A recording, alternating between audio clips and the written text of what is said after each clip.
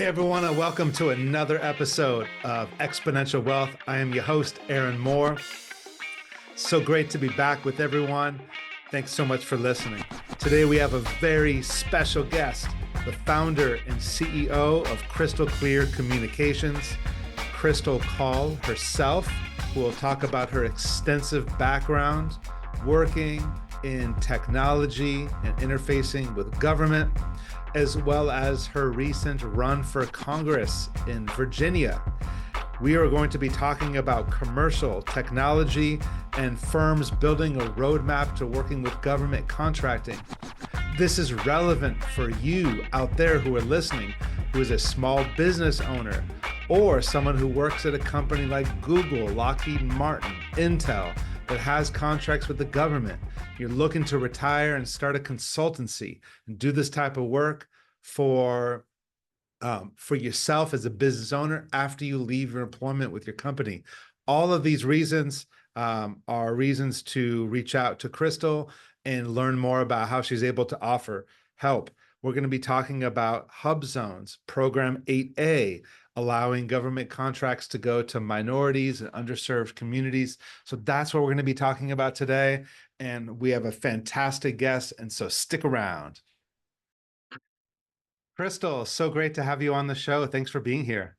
Thanks so much for having me. Appreciate it. Yeah. Krystle, obviously you first came to attention because our mutual connection, Bharat, shout out to Bharat. I saw him post, liking your posts and engaging with you on LinkedIn. I was blown away that somebody that really exemplified what we need in politics. We're not going to talk about that today, but what we need in terms of leadership in government.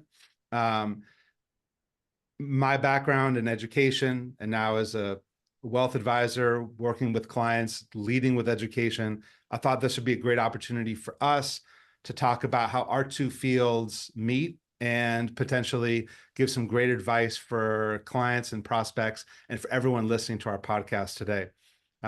So Krystle, in 2020, you founded Klear Communications. Tell us about your background a little bit and about the business that you launched. Sure. I'll give you a little background. So Klear Communications is a play on my name, naturally. So it is KKC. I founded this company. It was actually during COVID. I had spent most of my career in national security and defense, and I worked with a lot of the large defense contractors, including Deloitte, Booz Allen Hamilton, Leidos, Mission Essential, Koniag. I came in as one of the youngest ever directors. I was a GS-15, which is the highest civilian rank you can reach, and I was a director of communications for the Defense Threat Reduction Agency. I worked with Secretary Mattis, our former Secretary of Defense. I worked at U.S. Central Command under Secretary Austin, our current Secretary of Defense. I was one of the leads for the ISIS crisis counterterrorism cell during the whole crisis with Syria and Iraq. And I started this business because there's a lot of opportunity to bring in really great tech solutions to help advance DoD's mission, and then obviously broader government as well, civilian agencies. And public-private partnership has always been at the heart of a lot of what I do. And I even recently just ran for Congress in Virginia District 10. So it was really great to bring all of my ideas and a lot of what the wealth creation I want to do, helping to advance small businesses, but at a grander scale, obviously, and to be able to do it in Congress to pass legislation. So I'll talk a bit about what my company does and a bit of what I think needs to happen again across the U.S. in terms of really boosting the economy and helping small business owners, which is the backbone of our economy. Right. So my company does everything. I'm going to use a DoD phrase, soup to nuts, from strategic messaging, strategic communications, taking your commercial solution, but applying it in a government setting. And so there's ways of tailoring that message that one, if you have, your landing page, for example, that's going to be tailored to a commercial space, but that's not really going to land if you're trying to target the federal space. So I think content is at the key. Content is the foundation of everything. You need to have a really good pitch, a good message, a good escalator, elevator pitch, right? Your blurb. And so I help with all that content creation, making sure that it's very tailored communications and you're really targeting the mission of that particular agency that you're going after. And that's everything from words, oral to your written to illustrations, like OV1's an overview one. It's like an infographic, and it can be a crisis simulation. It could be a battlefield where you're taking your solution, but you're applying it into, perhaps like a battle zone. And it can be anything from air filtration to AI/ML to smart cities, IoT, 5G. I've done all types of solutions that are across the technology sector, and really help people with creating that better landing page and then brokering the relationships with the right people, the GS15s, the SESs, the program managers, to helping identify opportunities, because it can be a black hole, the whole RFP process and government contracting, to actually helping with the actual proposals, and then to closing the deal, right? And there's a lot of soft skills involved with it. In fact, on the side, I facilitate a course at MIT Sloan. It is called Interpersonal Communication Strategies for Executives. It's a course through 2U, and it's really intended to help executives globally with a lot of the soft skills that they may not have in executing what they need to do every day. And I bring a lot of that into what I do with my business, because at the end of the day, you've got to keep this customer satisfaction, keeping clients happy. And where I see a lot of gaps in areas where we need to improve are, there are set-asides that exist. For example, the 8A program, founded by former President Jimmy Carter. The whole purpose of 8A was to give a chance to minority-run businesses, so individuals who have faced discrimination in their lifetime, and they actually have to prove it. So there's a lot of paperwork, and you go in front of a board. The process can take 6 to 18 months to get awarded, where you show you've actually been discriminated against. And 5% of all contracts, all federal contracts, are required to go to 8A companies. At any given time, there could be 5,000 to 6,000 8A companies. And that was, again, created because, go back a couple decades, all government contracts were going to just, one homogenous group. You didn't have minority businesses part of that government contracting space. And so luckily, President Carter thought of this idea to do it. And I think it was a great idea, but I'm looking at 8A 2.0. The problem today is, like I said, you might have 5,000 8A companies that qualify, but only half of them are profitable and the other half are not. And you'll wonder, well, why? 8A is like a golden ticket. You should be able to, if 5% of contracts are set aside for 8A companies, right? You should be able to mint money with it. And yet the 50% that are successful are the ones that have relationships, or they're the ones that understand the roadmap into government contracting. So I help provide that. I help break a lot of those barriers. And it's women-owned, disabled, veteran, any minority-run business, hub zone, historically underutilized base, to all the other set-asides that exist. And that is, again, a lot of what I think we need to do to really advance our economy. Yeah, I love these ideas. Well, Krystle, let me just first say that Virginia's loss is your client's gain, and the listeners' gain today. So I'm trying to find the intersection of your expertise and then people who are either existing clients or prospects listening to this, or just anybody who's listening to this podcast. And I think that there's going to be some great takeaways. What we're talking about is creating economic opportunities for small business owners. And not just that, but prior to pressing record on our podcast, we were just talking about all of the different people that I have as existing clients who are actually interfacing with the federal government already, whether at a biotech firm interfacing with the FDA, at Google interfacing with their supercomputer groups, or Lockheed Martin at the defense industry. Those are active clients who are actively engaging there. I feel like some of those folks would really benefit from having a conversation with you, because what if they ever want to go into consulting or working after their current job? This is a clear path for them getting involved in getting these government contracts and working with a company that could, working with you and your firm, to really streamline that process. So that's where I see the real benefit of folks listening today. Tell us about some of the people that you're helping currently. Sure. Yeah, when you say clear path, it's clear with a K. It's oh, did you like that? I didn't, but I did do that on purpose. Appreciate it. Yeah, so well, I'll talk about my clients that I was working with, kind of before the campaign started. Yeah. Because that was so I started with some large businesses that brought me in. So Intel Corporation had me in. I was helping them with a lot of the CHIPS Act task force, the CHIPS Act money that was there. Lockheed Martin, the partnership with them, the IoT account, a lot of the account leads for Booz Allen Hamilton, for General Dynamics IT, Deloitte, et cetera. I worked with Bank of New York Mellon for a bit, with McKinsey, with Bain, for some time, InterDigital. They're the largest 5G patent licensing company, so they're more mid-sized. So I had a portfolio of companies that ranged from 200-300 million to $1 trillion plus. And then I started to get approached by a lot of small businesses at conferences, and just folks who knew me and said, "Hey, Krystle, we're like fourth year 8A. We have HubZone, we have Stars 3, we have GSA, we have all these things, and we're in the red, and we're not able to make money." And I think I have this public service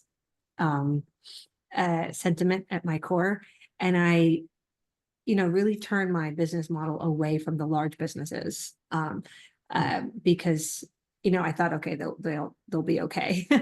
But the small businesses are really who need the support. And so I took on women-owned small businesses. I took on like African American run, Indian American run. Like I tried to really help the minority run small businesses, the ones that really needed the support, and help them in their spaces with, again, the basic, like, how do I get their messaging and content down, broker some relationships, because someone like me, being a former GS15, coming from the DoD space, I have a network there. People will answer my calls. And then if I vouch for a small business, they're more likely to listen to a demo. They're more likely to hear what someone has to say. So access is everything, right? Plus I have a clearance, and all of those things help. And then really walking through the OTA consortium process, to OTA contracts, to all that. It's like a lot of tribal knowledge that you have on this whole government contracting space that can be quite a black hole for folks who don't understand it. And it's a very different beast compared to commercial, and especially if you talk about like Silicon Valley. But there is a nexus that exists. There's a strong nexus that exists with academia, with the government, and with the private sector, and particularly, I'd say the tech industry within that private sector. And I saw a lot of that I was a 3-time fellow with the Department of Homeland Security, and it was part of a public-private partnership program. And I got to actually lead. So it was smart cities and then going dark. And we actually took trips to, like, DEF CON. We took trips to Silicon Valley. We met with CTOs of Cisco and IBM and a lot of large businesses. And we also met with some small startups. We talked to folks working at the state level, CIOs of cities, CTOs, going out to, again, Silicon Valley, hearing about issues that they're having. And I realized that Google and the, CIA and local council and a tech startup and a large like Cisco, they're all interconnected. There's a lot of synergy going on with all of these folks. And so when people think, oh, well, I don't touch the government, I don't really do anything with the government, that's not true. I mean, the largest employer in America is the military. Right. And in some form or facet, a lot of companies, most companies will touch the government in some way. It could be indirectly, it could be with a partner. But I think it's important to understand government, because a lot of us live off the drippings of the government in some form or facet, especially here in Northern Virginia, especially in Silicon Valley, and then in other pockets around the country. And then you have bases all over the world as well. Yeah. Krystle, I'm curious, because we do work with a lot of people here, and we are here in Silicon Valley. People probably are assuming that they wouldn't have an opportunity to work for the government because of the type of work they do. Talk about some of the companies or the work that you can do that maybe people wouldn't think of that could be government work, right? Like, for example, if you do video production, because a lot of what you talked about is communication, is creating this ability. I mean, doesn't the government have that? Are there, do communication or those type of soft kind of video kind of marketing skills, are those directly translatable to getting a contract to the government? Literally anything you can think of Really? is something you could probably get a government contract. Wow. Everything from supplying printers to doing video production to supply chain to creating a widget, like anything you could think of is something the government would definitely need. Because the government is still a business at the end of the day. I think people forget that.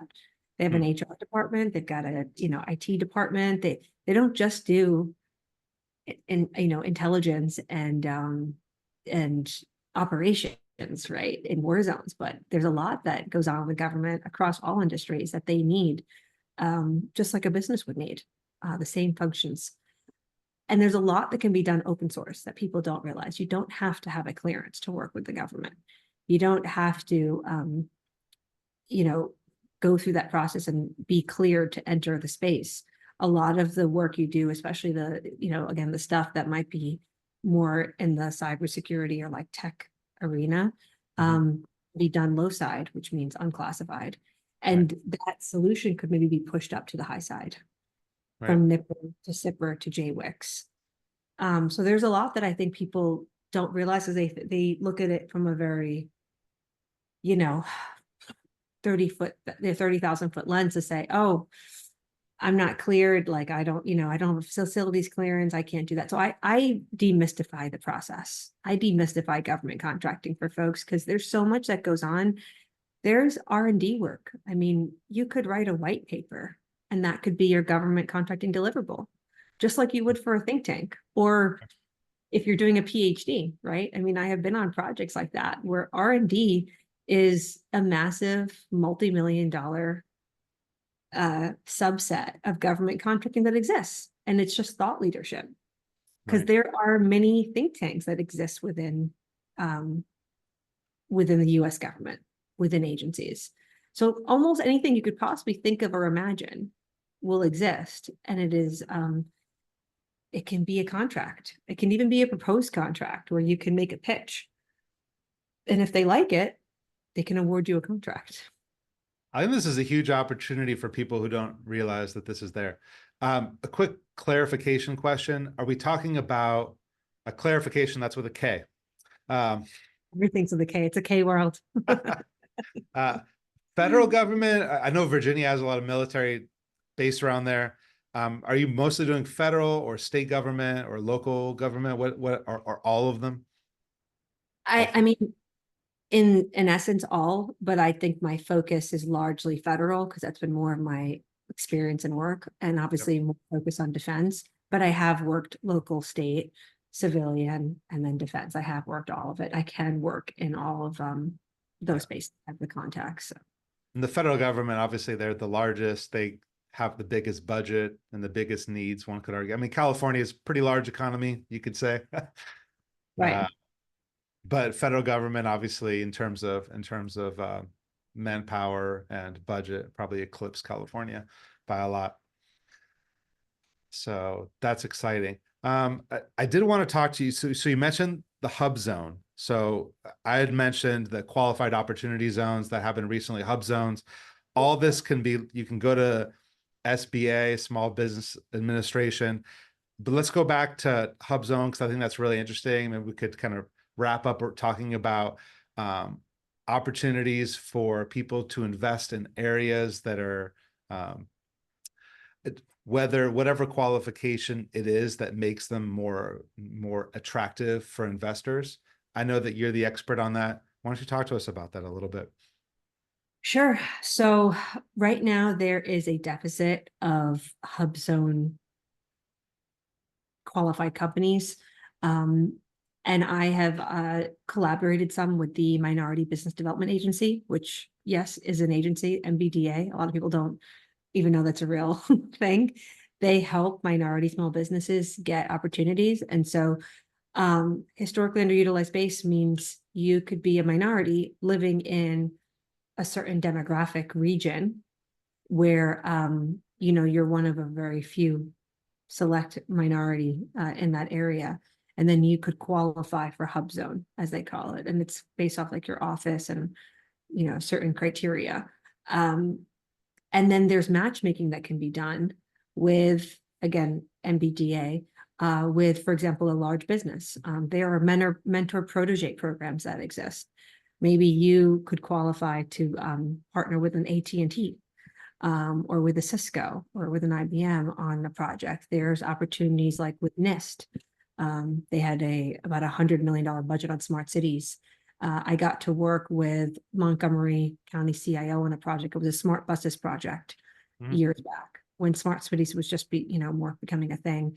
And it was like with AT&T and with Ericsson and with startups and a CIO from Maryland and Deloitte as the broker. It was a really cool project. So I think the sky's the limit when you're talking about this stuff, but definitely HubZone is one where we need to get more people certified with it. And you can go and check the criteria, but again, if you're someone who's living in an area and, you're one of particularly, there's particular minority groups that are like more underrepresented in those areas, you could qualify for it. And that can give you an added advantage. And again, like I said, these set-asides are great, but they're only as great as, again, the roadmap and the relationships that you will need along with it. So just having it alone is not enough. But then someone like me comes in and can help, navigate this whole process, because theoretically, I mean, you could sit there, go on sam.gov, and you could apply for contracts, the RFPs, right? All day, every day. So I know some people that have done it for 6 to 10 years with a 0 win rate, and time is valuable. And not winning any proposals is of no use. So being strategic about it and submitting to the right ones that will actually pay off is much more valuable. And there is a process by which you can do that is really effective. Right. And that happened. And you also work with people in California? Yes, I work with people all over the country. US citizens, right? I mean, you could be a US citizen even living abroad, but yeah, I mean, any US owned company, all over. I mean, it's again, the government is in every state.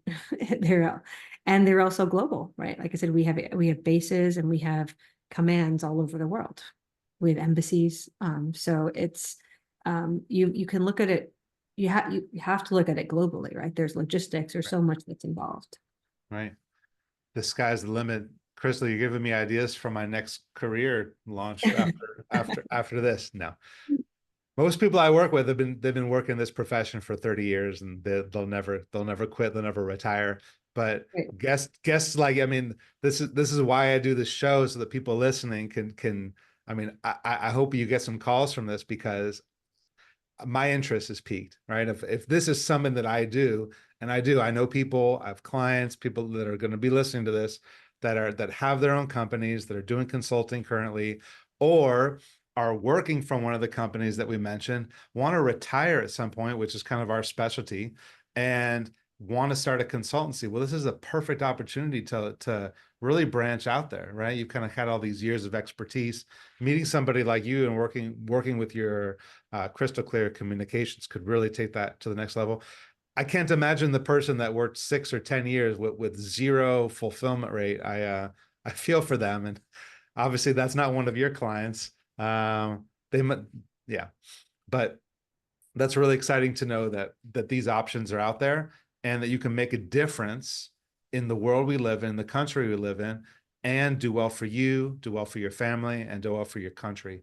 And I think that's just genius. And I'm so glad Yeah, I to be think it's talking to you about that. great. There is an underlying sense of patriotism that I've seen for companies that feel, hey, we can do business, we can make money, but we can also help advance the government's mission in protecting the country and serving the country in some way while still doing what you do. And I think that I've seen that with a lot of companies, especially the ones, there are some that come out to like DEF CON and they help with you know, identifying vulnerabilities, for example, within intelligence agencies. They'll do pen testing, things of that sort. And they take a lot of pride in the fact that they're big patriots and they really want to also help the country, and the government needs the help. There is a gap, big technological gap. There are legacy systems and the government needs that. And private sector is so far ahead of the government. And if we can bridge these two together more, I think we can really help the economy and then also help advance the government's mission as well. So I hope people will reach out. You can email me at Krystle at Krystle Clear Communications. It's KRYSTLE at KRYSTLE KLEARCOMMS.com, and it's www.krystleclearcoms.com. Great. And we'll make sure to put that up on the video and when we release this as well. Krystle, it's been a pleasure talking to you. Hopefully this isn't the last one. I know that Virginia lost an opportunity to have you represent its people, but I hope that I hope to see another campaign from you in the future, because it was great to see you out there spreading your message. And again, if I was in Virginia, you'd have my vote. How about that? So I appreciate that. That's very kind. Well, thank you so much, Aaron, and thank you for the opportunity to talk today. And for anyone listening, again, please reach out. I'm happy to support. all right, fantastic, Krystle. All right, thanks again. Talk to you soon. You take care. All right, let's all thank Krystle Kaul, CEO and founder of Krystle Clear Communications. Thank you so much for being our guest today on Exponential Wealth, and we'll see you all next time.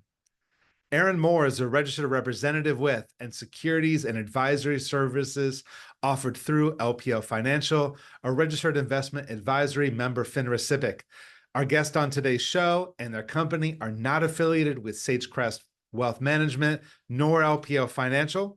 The opinions voiced in our show are for general information only and not intended to provide specific advice or recommendations for any individual. And the information is not intended to be a substitute for individualized financial, tax, or legal advice. Please consult your financial, tax, or legal advisor regarding your specific situation. This is Aaron Moore. It's been a pleasure, and we'll see you next time. We're out.